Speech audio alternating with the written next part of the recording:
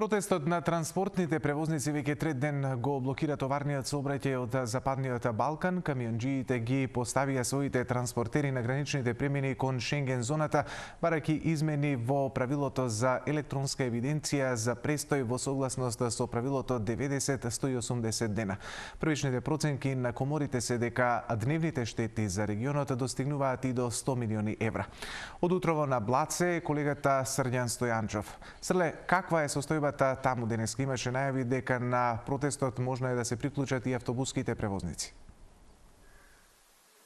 Да, Александар, тука сме на Блаце, трети ден, веќе трае блокадата на граничните премини, на сите гранични премини не само во Македонија, туку и на целиот Западен Балкан. Камионџиите протестираат против правилата за престој во Шенген зоната, со кои, како и сите други граѓани, може да престојуваат најмногу до 90 во 180 дена.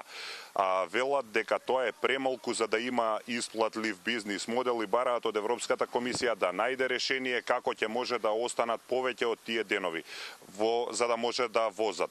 И инаку најавено е дека и меѓународните автобуски превозници ќе се придружат на блокадите, затоа што и возачите на автобусите исто така се засегнати од ова правило. Правилото не е ново, но повод за протестот е новиот систем за електронска евиденција на влез и излез во Шенген зоната, како и зголемувањето на Шенген зоната со влезот на Хрватска, а потоа и Бугарија и Романија. Транспортерите велат дека ако не се смени ова правило и ако не се најде решение, транспортната индустрија во регионот ќе доживее крахат. Последици ќе има и целата економија.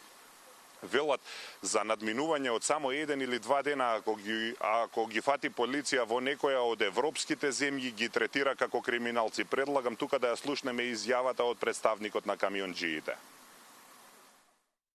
Веднаш ги притвораат, ги носат во притвор 2-3 дена, ги третираат како криминалци и после ги депортираат за матичната земја од каде што се.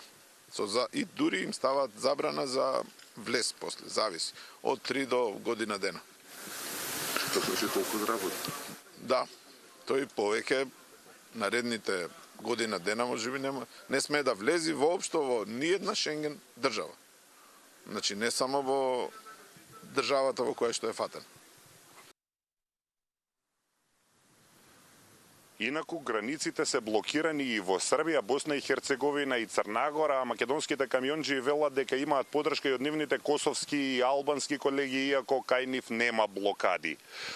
Според српските стопански комори, штетите се проценуваат на околу 100 милиони евра дневно поради блокирањето на границите и застојот на транспортниот сообраќај. Како можни решенија на овој проблем, тие од Европската комисија бараат привремено да се запре електронскиот систем за електронска евиденција за возачите или привремено да се одложи. Друго можно решение е зголемување на бројот на денови, односно да може повеќе од 90 во 180 дена, или пак да им издаваат 5-годишни визи со кои што непречено ќе може да работат на територијата на Шенген зоната.